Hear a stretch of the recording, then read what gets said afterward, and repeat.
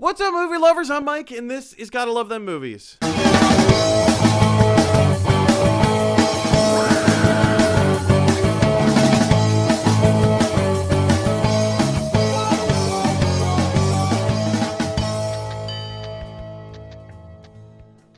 Oh, you guys, welcome back to another edition of Gotta Love Them Movies, your daily dose of movie news. I'm your host, Mr. Mike Brown. I'm here all the time. And you guys, I am exhausted. Today is so today's day 2 of me not getting enough sleep. Or maybe night number 2. I'm not sure how we want to quantify this. So yesterday, I think I was doing pretty good. During the show, I felt all right. Immediately after the show yesterday, I just collapsed and I was like, oh, I'm just drained. I slept 4 hours the night before. Last night I got kind of a full night's sleep of 7 hours, but I'm just so drained today. Yeah. So if we go off the rails, apologies, but I'm feeling a little, That's kind of where I'm at right now. And I think, I don't want to put words in his mouth, but I believe that our guest today feels along very similar lines. You've seen him, you know him, you love him. Ladies and gentlemen, Carter O'Brien Ford. What up? Carter, how are those bags under your eyes? Or maybe not the bags, but are you just kind of feeling that sleepy, dozy, heady? You know what I'm talking about. I am a little sleepy. I'm not I've been I wake up some days. Yeah, this is me. I wake up some days, before noon. But for almost 2 years, my schedule was 2 p.m. to midnight or 2 p.m. to 2 a.m. just teching and working shows. So even when I started working 8 a.m., no matter what, I could get into a rhythm for a few months, and as soon as I have a day off, my body's you should get back to your normal schedule. Well, I was just thinking when you were saying that for the past 2 years, and I'm like, wow, for me, it's been so over a decade, because with the whole flight attendant gig, I've been used to those international flights where you leave, the plane doesn't leave until 8 o'clock at night. And then you land in London at 8 o'clock in the morning or 6 o'clock in the morning or whatever the equivalent is. And so you just do the math. So if you stay on East Coast time, you're not going to bed until 5 o'clock in the morning every morning. And then, waking up at 2 p.m. every afternoon. And it's just that's just kind of how it's been for me for the past decade. So trying to reprogram my body has been, it's been nightmarish. And here, in the words of Heath Ledger as the Joker, and here we go. All right, ladies and gentlemen, if you have not already done so, head on over to YouTube and type in Gotta Love Them Movies in the top right-hand corner of the screen. You're going to see a little red box that says subscribe. Go ahead and click that button. What clicking that button does is it helps us to widen our subscriber base. But Mike, you say, we're watching this on Facebook Live. Why do I have to go over to YouTube and click subscribe? Well, Benny, that's a great question. Thank you so much for asking that question, Benny. What clicking the subscribe button does, it helps us to get more subscribers. It's free. It doesn't cost you anything. You just click the button. It's free. This is what I mean by do you hear the timbre in my voice right now? Today is going to be one of those days, you guys. My apologies. Yeah, so with the more subscribers we have, the more watch content the channel gets, and the more money I receive from ad revenue, just because more people watch my videos, so I appreciate that. As soon as we hit 1,000 subscribers, this show will be moving from Facebook to YouTube. Keep your eyes popped for that. Peeled, as they say, if this was a banana world. All right, guys. Today, I'm just in a weird mood today. I think today's just going to get weird and silly. Ladies and gentlemen, let's get into a little movie news. What? What? All right. And our first bit of movie news today, there's an extremely popular video game out in the world called This. I was going to say This Is Us. We're off to a great start. What if there was a video game, Carter? What if there was a video game called This Is Us? Like, what would This Is Us, the video game, be? Like, it would just be Sims, but a lot more complicated. Yeah, probably more emotions and going from house to house, bringing baked goods. But ladies and gentlemen, The Last of Us is a very, very, very popular video game. You may have seen it, you may have heard it, you may have played it, you may love it. Who knows? Well, it appears that HBO has set an unknown amount of episodes straight to series. They're obviously doing an adaptation of the very popular video game The Last of Us. I've never played it. I'm not a gamer, as they say. But my basic understanding of the game is that it's kind of the apocalypse. Like the zombie apocalypse has happened. Sometime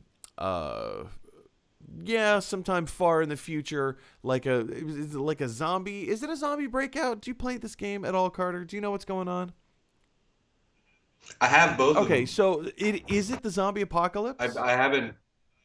I have no idea. I haven't played either one.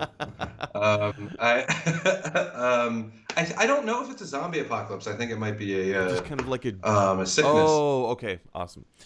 I think it's like a virus. And I think if anything, I think somebody.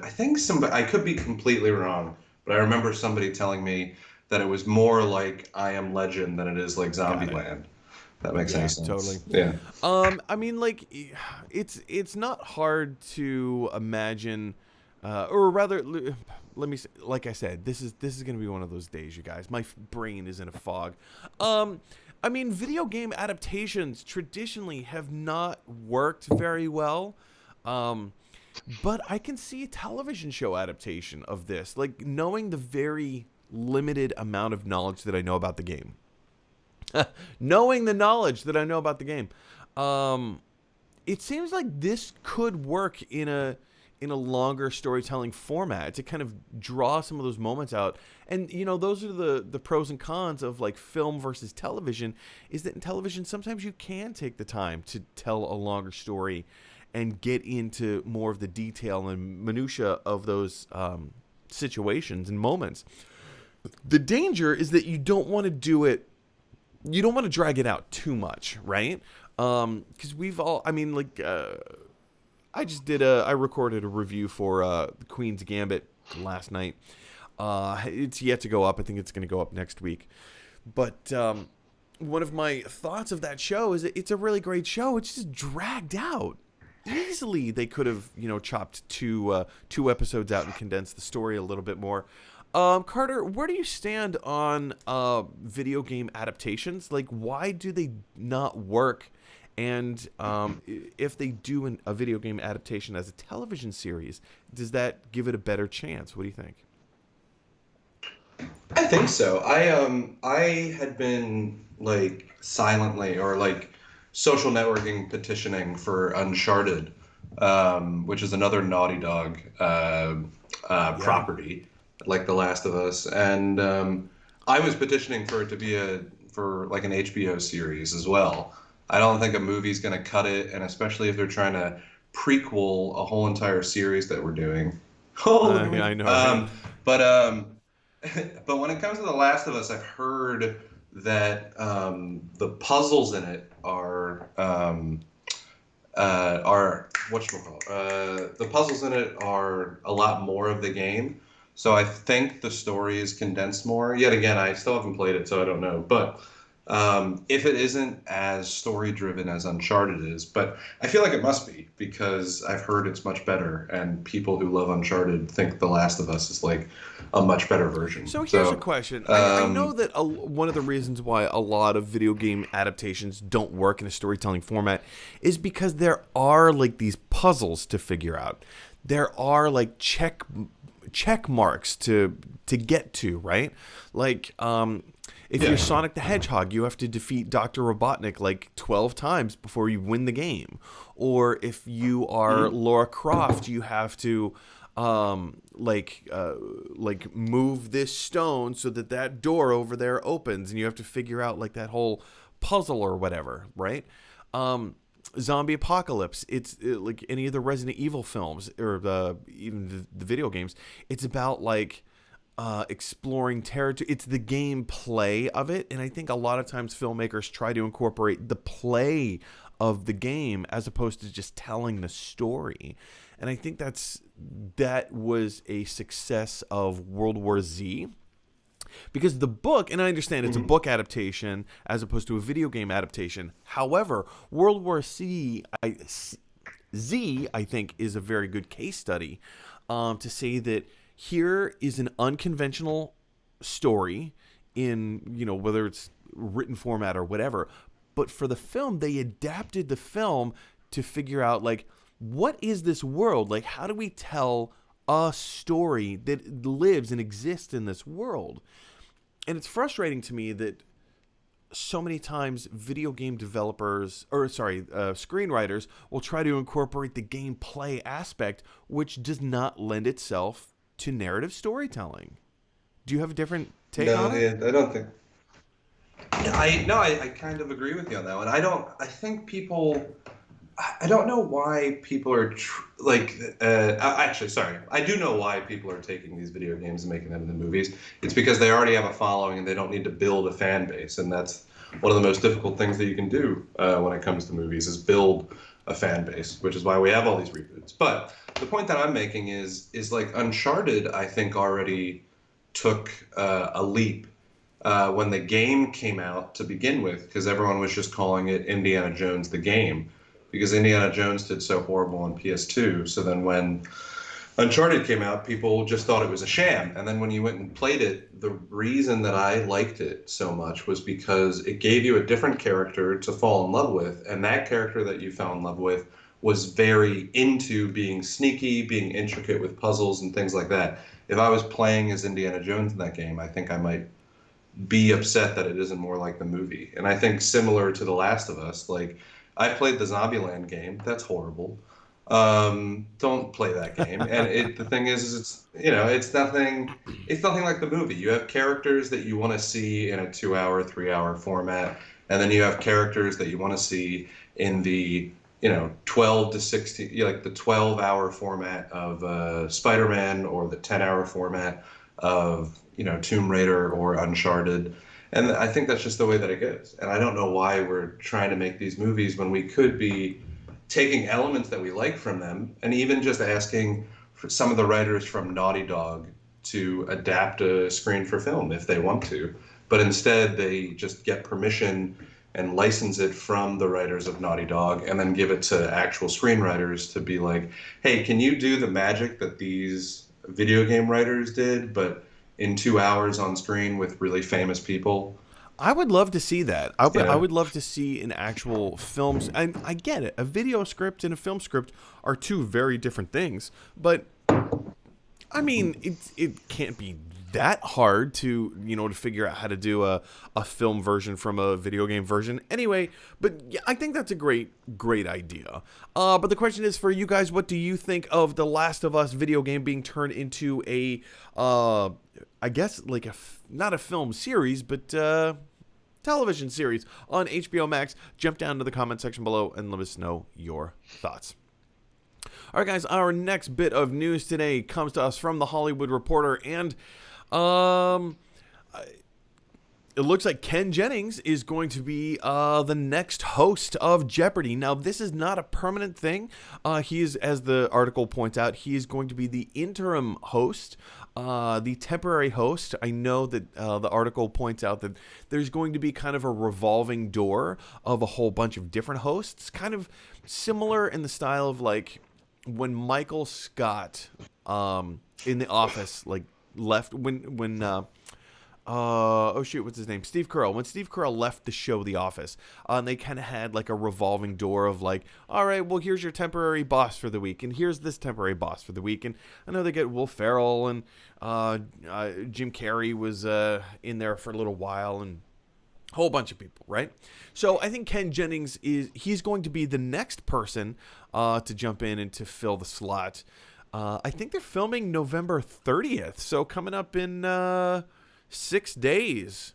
In about 6 days is when they're filming the next episode of Jeopardy. But a permanent host has yet to reveal itself. Yeah, Carter, like, I know that this has been kind of a hot button topic for a little while. LeVar Burton, there's a petition online right now trying to get LeVar Burton to become the next permanent host. To do it, yeah. I personally think that that would be the best fit. I mean, like, I understand Ken Jennings is one. He's been crowned the king of Jeopardy. He's the best that there ever was in Jeopardy. But just because you're the best at the thing doesn't necessarily mean that you should now take over the castle. Maybe, but I personally would love to see LeVar Burton. Is there anyone else at the forefront of your brain that you're like, no, I think this person would make a perfect fit for Jeopardy? What are your thoughts? No, I really like these petitions for LeVar Burton, and I also like the fact that he's commented back that he's flattered and he's happy to be in the conversation, but he's not pushing anything either. And I think that's because he sees it as sacred, and he really enjoys the fans want him to be in it. But I don't think there's anyone else in my mind that I specifically think should hold the mantle. But I'd be very interested in who I think. Is it going to be the whole season or whatever you want to call, like, being the revolving door? Like, they're going to take like a whole year or so. I think they're. Well, not Ken Jennings. I don't know. I think I read somewhere that they were planning to take a whole year of revolving. Yeah, hosts. I mean, it wasn't brought up in the article, but yeah, I could definitely see that being the case. Because again, like, one of the things that Alex Trebek was so passionate about regarding the show is it's how much it belongs to the fans. And if you do kind of do one entire season of just revolving guest hosts, I think that lends itself to the idea that this property of Jeopardy doesn't belong to just one person. It belongs to all of us, right? And when we get all of us to be represented as, guest host, like, I could see Steve Harvey stepping in for a day. I could see Samantha Bee stepping in for a day. I mean, there's tons of Jerry Seinfeld. Why not? I could see him stepping in for a day. There's so many different. I mean, I'm sorry, but can we get if we're gonna do a revolving cast or like a revolving guest host, can we get Daryl Hammond for a day? Can we get Will Ferrell for a day? Just to host it, like, for real. Ken Jennings is the Will Ferrell of Jeopardy. You can't also have Will Ferrell be the Will Ferrell of Jeopardy. You can do Will Ferrell doing Ken Jennings. Oh, yeah. Just saying. Who knows? I don't know, but the question is for you guys. How do you feel about Ken Jennings stepping in the shoes of Alex Trebek, the late, great Alex Trebek, for a little while? Would you like to see him as the permanent host? Would you like to see LeVar Burton as the permanent host? Would you like to see Will Ferrell as the permanent host? Who are your top picks? Jump on down to the comment section below and let us know your thoughts. All right, guys, our next bit of movie news today is also borderline television because it has one foot in both properties. It is WandaVision, both part of the MCU and Disney Plus. In a recent interview with Kevin Feige came out and said that the television show WandaVision will have elements where characters actually speak to the camera in the same ways like The Office or Modern Family or Parks and Rec. That whole kind of relationship with the camera that we now have. I think this is interesting because if you've seen the trailers, you know that there are different time periods represented in television, specifically within sitcom. The sitcom format has changed drastically over the years. If you look at what it was in, like, I Love Lucy, and then you fast forward 20 years and you see what it was with Bewitched, and then you fast forward 20 years and see what it was like in Seinfeld, and then you fast forward 20 years and see what it was like in Modern Family. it seems like they are kind of going through some of these stages of like how the sitcom has changed over the years, right? And again, narratively speaking, I think this is all in part of like the crazy that Wanda Maximoff is manifesting in her own mind. This is the world that she's living in. Whether it's real or whether it's in her own brain, we'll have to sit and find out. But yeah, Carter, how do you feel about the progression of the sitcom within a very dynamic storytelling device of WandaVision?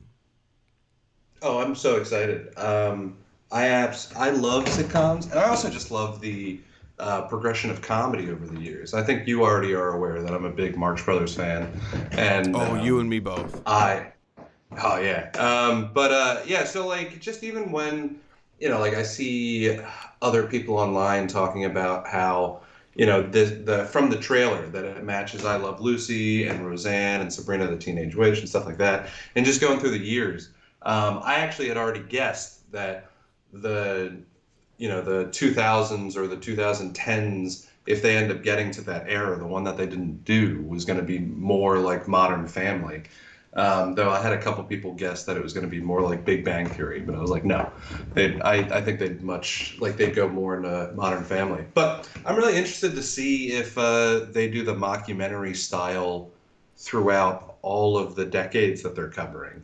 Like I Love Lucy in a mockumentary style, or the Dick Van Dyke Show in a mockumentary style, are both I never thought about really interesting. Do a black and white kind of talk directly to kind of take the old and the new and mash them together a little bit. Yeah, well, they did some stuff like that back in the day too, because they used to do those. They used to do teleplays, and I know that's like a weird thing that a lot of people don't like. They used to do teleplays where people would just be in a house, right? And there would be like two camera guys and a director, and they would do the whole play like it was a play. But the cameras would have to move around the whole entire house, right. And sometimes the people would have to talk to the camera to like give themselves a moment. And they would do famous works like A Doll's House by Henrik Ibsen, or other Chekhov things, sure, and then even some comedies that they would do. But I think that that's a lost art. That I think that if they even poked fun in WandaVision, that would really tickle my fancy. I mean, the hard thing is that you kind of have to play to the masses a little bit in this kind of a scenario. The question is for you guys: what do you think of WandaVision taking on some more Office or Modern Family style elements within its storytelling episodes? I think it's fair to say that we're all looking forward to WandaVision.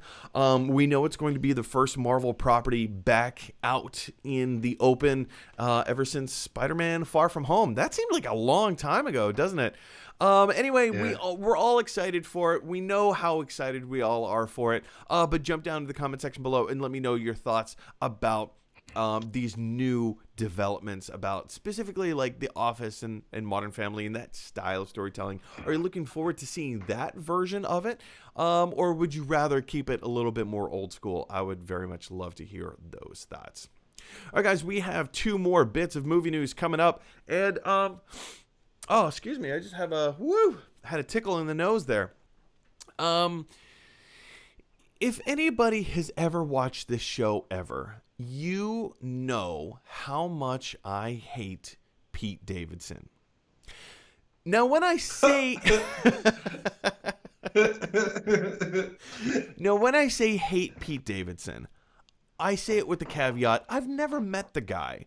There's a very strong chance that he and I would get along and we would actually kind of enjoy each other, that we would like each other, that we would maybe hang out and become friends. There's a very strong chance because it seems like his personality type and my personality type would work very well together. That being said, I put out a video a few months ago about the Pete Davidson Deadpool and how I hope and wish. Here, do I still have the photo? I might still have the photo here. Yep, there it is. There it is. The Pete Davidson Deadpool. I put out a video called Oh, well, because, Pete Davidson is playing a character in the new Suicide Squad movie, and it's my personal hope and desire that he's the first person to get killed in the film. As just to say, nobody's safe. You can kill anybody. Because I hate Pete Davidson so much. And it's not that I hate the human being. I've never, like I said, I've never met the guy, but I just don't like what he represents. Like the smug nature that is Pete Davidson, that's the part that I don't like. He's a decent actor. He's fine. He's okay. And hey, look, we've all been put in those situations where we are given something that we don't feel that we deserved or that we earned, but we have that thing anyway. And that's fine. I don't begrudge people their luck. I don't. I've had incredible luck throughout my career so far. And I feel so lucky and blessed and hashtag blessed, like whatever it is you want to call it. I feel so grateful for those experiences that I received that I don't feel that I was ready to receive yet, but I'm so grateful for those experiences. And the difference between us is that I feel that, or rather the image that Pete Davidson puts off is that he doesn't appear to be grateful for some of those opportunities and instances. Now, this is definitely turning into Mike Brown hates Pete Davidson fest, right? And I understand that. Yeah. He's also not my cup of tea. He is very much other people's cup of tea. All of this is to say, Pete Davidson is going to play George Bailey in It's a Wonderful Life table read. I don't like I mean, like, I'm totally fine. I'm totally fine with Ed Asner putting on this holiday event and saying, hey, we're going to raise money for charity, and we're going to get all these different actors to play all these different roles, and we're just going to do a table read of It's a Wonderful Life. I think that's an awesome idea. Great. Yes, please. And when we get down to brass tacks, it doesn't matter. It doesn't matter that Pete Davidson is reading for George Bailey. It doesn't matter. It's not like they're doing a live screen adaptation. And even if they were, again, at the end of the day, it doesn't matter. It doesn't matter what I think. Because it doesn't. Here's the thing. If putting Pete Davidson in the role as George Bailey for a table read-through of It's a Wonderful Life is going to get more viewers and it's going to get more people interested, then by all means, put him in. He's popular for a reason. People like him. I'm not one of those people. Carter, I just ranted for a couple of minutes about my loathsome feelings towards Pete Davidson and why I kind of don't think this is a great idea. But at the other side of the coin, it's kind of a great idea. You feel me? You know where I'm coming from? I don't know, where do you sit with this? What are your thoughts? It just seems strange and weird to me. I think it's a fine decision. I mean, he was. I still haven't seen King of Broadway, but I'm really interested just based off of what Pete Davidson. Oh yeah, King of Staten Island. The producers. What was that? That's the Zach Braff musical. Oh yeah, that's also the song and the producers. But have you seen King of Staten Island or no? It was fine. Oh, was it good? No. You seem like you still. It was fine. It's here again. Like the story of the King of Staten Island follows this kid. It very closely mirrors his own life. Like here's this kid who grows up in Staten Island. He's a non-functioning adult. His ADHD is so bad that he can't get himself to focus on anything. His relationships fall apart. He wants a father figure so badly. And that's the touching part of the movie, but it's so frustrating because nobody in the movie is likable. There's not a single likable character in the movie. And again, that is dependent on subjectivity. Some people will argue that, well, of course Pete Davidson is a likable character. I identify with someone like Pete Davidson. And if you do, good for you. And I say that genuinely. I don't like the portrayal of the character of Pete Davidson, him as a human being and him as a persona are very different things, and it's the persona, it's the image that he puts out there of himself of just not caring, and he still gets these wonderful things but he doesn't care about them. That's I what think bugs me. I kind of agree with you when it comes to this, but even when looking into Pete Davidson a little bit more and taking some testimonies from people that I've known in my childhood, one is one of my closest friends, and I always felt like I was kind of losing him to like the Greek frat boy crowd at a college that he went to, like in a different state. And one of the things that he said to me about Pete Davidson was that he realized that he could be vulnerable with his guy, like with me. So he would call me and tell me about family trauma that he was Right. going through and other things. And I find it very interesting because anytime I watch Pete Davidson, I that's never it's never opened me to be more vulnerable to my guy friends. I just kind of look at him and I'm just like, he just seems like I don't know, like, yeah, I think I was trying not to say a bad word, but he just seems like not he seems like that kind of guy that I wouldn't like who's being vulnerable, and I don't feel like I should praise him for doing that. But But when I realized that he's this archetype or this persona of people that don't often do that and are giving other people I think it's basically kind of a similar the reason as to why the I've go been very ahead, yeah. vocal in saying that I don't like Billie Eilish. Kind of for a very similar reason.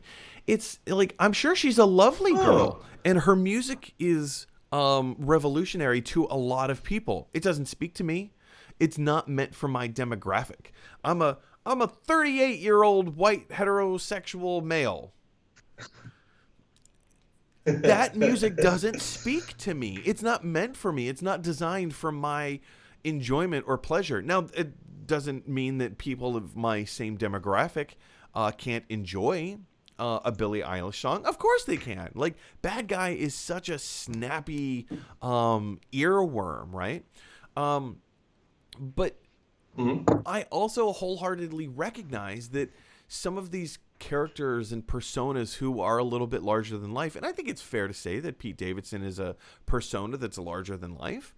Um, Yeah. they, you raise a really great point in saying that, like, if this is the kind of person or persona or image that makes you feel more comfortable putting yourself out there and being more vulnerable with your friends or your family or your comfort system or whoever, whatever, then great.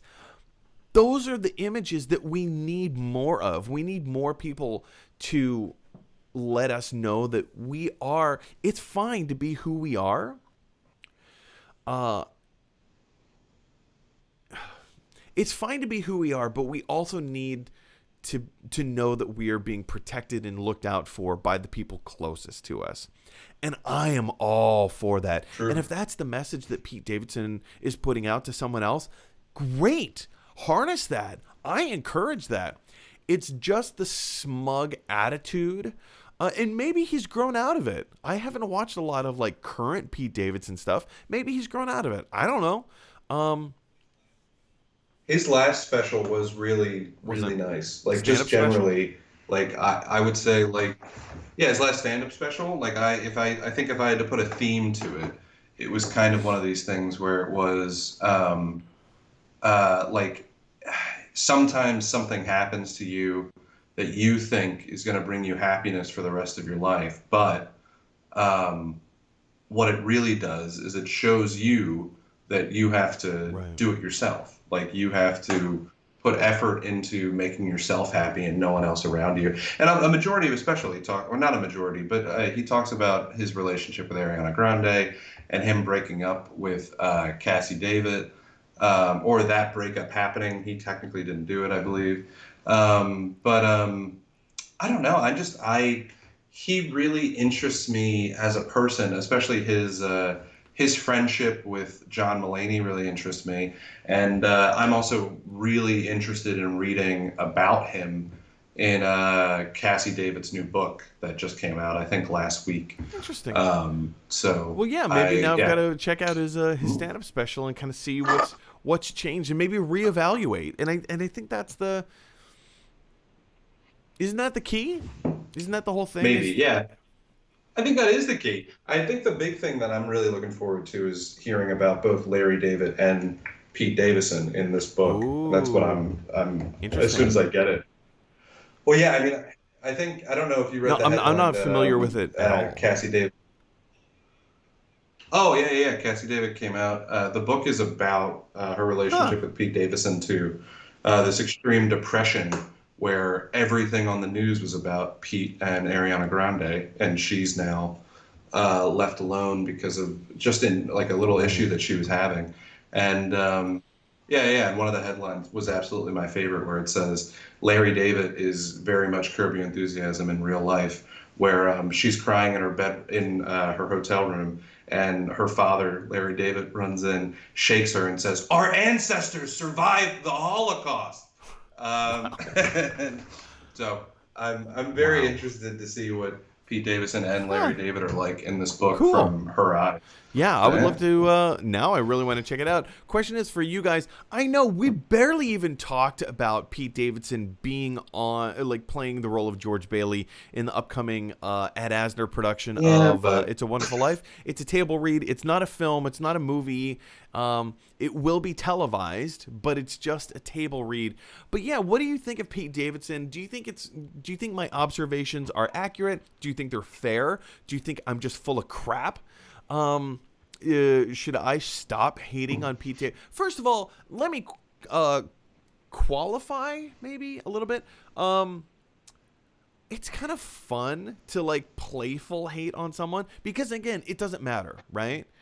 It doesn't matter what my thoughts and feelings are about Pete Davidson. Honestly, it doesn't even matter what my thoughts and feelings are about a particular movie review. Those things don't matter. It's kind of fun to talk about. It's kind of fun to go on and on and on about. But ultimately, in the end, they don't matter. Am I just being too harsh on Pete Davidson? Should I just let bygones be bygones? Or do you think my opinions are valid? I mean, I think a lot of people's opinions are valid. What do you think? Jump on down to the comment section below and let me know your thoughts. All right, guys, we have one last bit of movie news to cover, and that is this. Gremlins 3 is a thing that may be happening and it may not be happening. I know. Carter, you're back there like, yeah. Gremlins 3. Do people still do this? The whole raise the roof thing? I don't know. So Chris Columbus, director of Home Alone, director of the first Gremlins, the original Gremlins, director of the first two Harry Potter movies. Chris Columbus has had a very, very good career over the years. And like I said, he was the first one to direct the original Gremlins film. Now, Carter, correct me if I'm wrong, but did he write the original Gremlins? I know he directed, but did he write it? I know Joe Dante, who did the second Gremlins film. I know Joe Dante wrote the second one, but did Chris Columbus write the first one? Look that up for me if you would be so kind.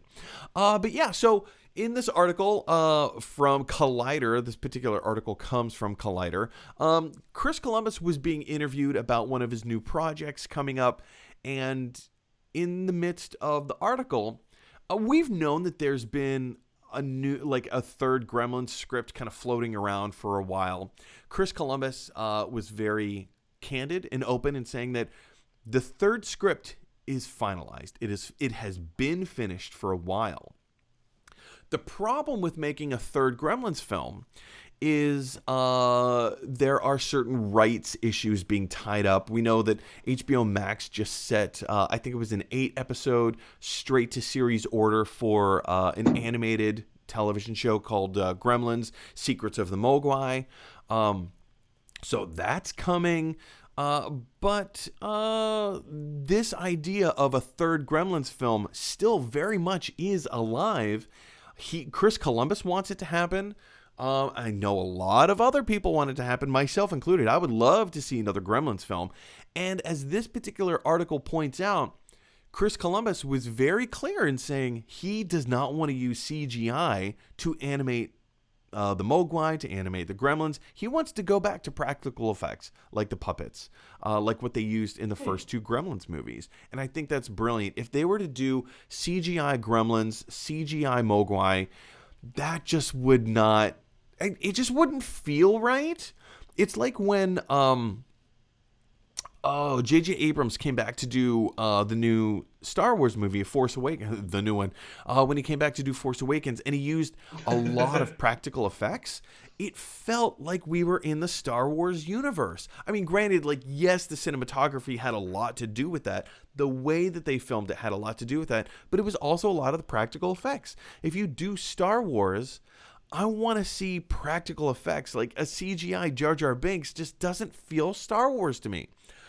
A lot of other people may feel differently about that, but if you grew up in the 70s, if you grew up in the 80s, if you grew up in the 90s, you were exposed to the original Star Wars trilogy, and that's what you knew. And the same thing with a lot of these other properties that are being that have a far-reaching longevity to them, like the Gremlins. If you change some of these aesthetic designs, it's going to change the whole feel to it. Not that it's not valid, not that you can't do it. It just doesn't feel genuine and harkening back to the original. Carter, I know you're a fan of Gremlins. I'm a fan of Gremlins. First of all, does it matter if the Gremlins are CGI or not? I know, right? Raise the roof. Raise the roof. Does it matter if the Gremlins are CGI or not? And oh shoot, what was the other part of the question? Does it matter if the Gremlins are CGI or not? And or do you think that we can expect to see Gremlins 3 come out anytime soon? Like, what are the rights issues here, and like how complicated is stuff like that to work out? Ooh, you know what? I didn't look up who owns Gremlins, I like who think actually it's been owns switched to Gremlins. Warner Media, I believe. Gotcha. Yeah, I mean, I assume it had to be the studio, because even when I did look up when you asked me to, Joe Dante directed both films, and Chris Columbus wrote the first one, and apparently the second one was written by a production company, was led by somebody else, but was apparently based off of pages by Chris Columbus or something Okay, like all that. right, good to know. Is what it Thank said. you. But it did have a head writer of some guy named Charles that I'd never seen his name before, so I didn't decide figuring out who he was. I don't know. I mean, when it comes to CGI and not CGI, I really enjoy puppetry, and I just really enjoy practical effects. And look, they've got me buying a ticket because simply based off of practical effects. And I don't know if there are that many people out there that enjoy practical effects enough or are tired of CGI enough to go see a movie based off of nothing except for the fact that they said that they, are using practical effects. But I don't know. I don't think Gremlins 3 is going to come out anytime soon. I don't really know who owns the rights. If I it just is looked the it up. studio, It's Warner if it is the Brothers and studio, Amblin Entertainment.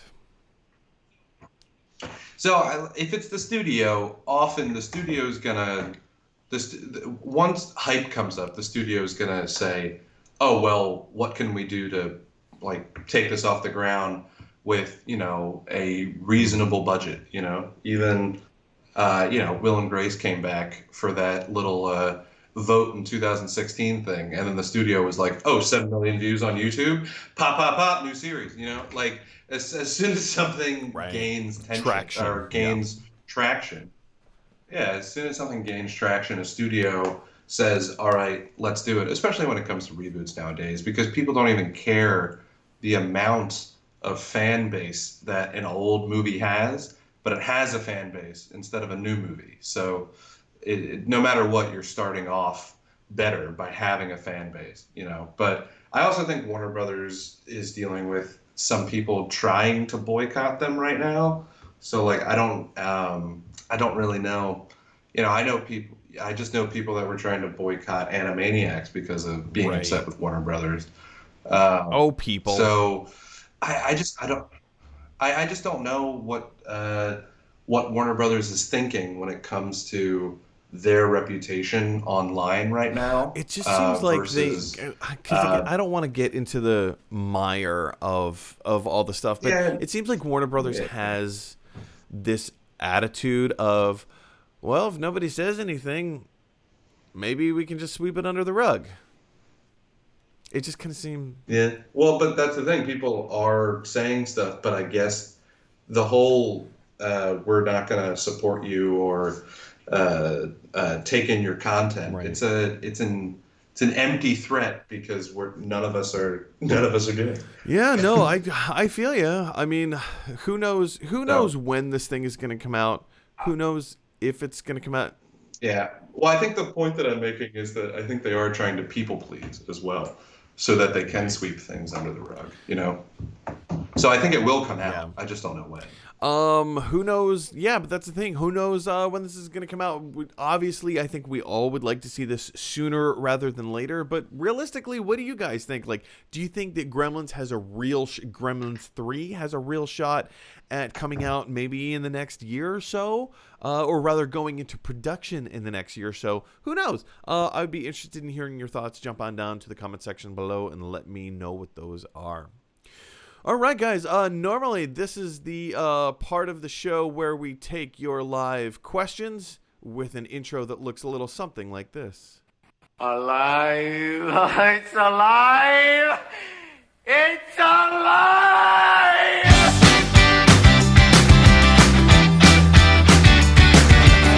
Something to the effect of, all right, now it's time to take your live questions. But nobody has messaged in any comments. Nobody has messaged in any questions. So now this is the part of the show where we say thank you for watching. And Carter, thank you so much for being on the show. Thank you for lending your insight, your perspective. You have... I don't know what this is. You come with a very unique set of skills in your background. So you offer a very unique perspective on a lot of the stuff that we're talking about. So thank you so much for doing this. Thanks so much for coming back. Why don't you hop on? Why don't you do the work for me? Tell us where people can find you online and what projects do you have coming up in the near future? I am applying to grad school, so I'm taking a break from some projects. But if you want to follow me, I'm on Instagram at CFORDO. And otherwise, if you want to help me in my grad school efforts, I'm on Venmo at Carter-Ford-1. $1 goes a long way. Save the children. Save this child. Save this child. Yeah, no, you guys are good. I love talking. I love doing this. Oh, Carter, so, you are just the best. Thank you. All right, guys, if you like this video, click like. If you really like this video, click subscribe. And if you really, really like this video, click share. Because that is exactly what Joe Dante and Pete Davidson and WandaVision and Ken Jennings and Chris Columbus and whoever developed the Last of Us video game would want you to do. All right, guys, we live in a weird, crazy world where everybody has their own thoughts and opinions, and sometimes those thoughts and opinions clash. So if you have an opportunity to infuse a little bit of kindness into the world, or if you have an opportunity to speak kind words to each other, I know it sounds a bit of a conundrum as I'm talking about Pete Davidson, right? But if you do have the opportunity to speak kind words to each other, please take those opportunities. And in the words of Bill and Ted, be excellent to each other. I'll see you guys tomorrow.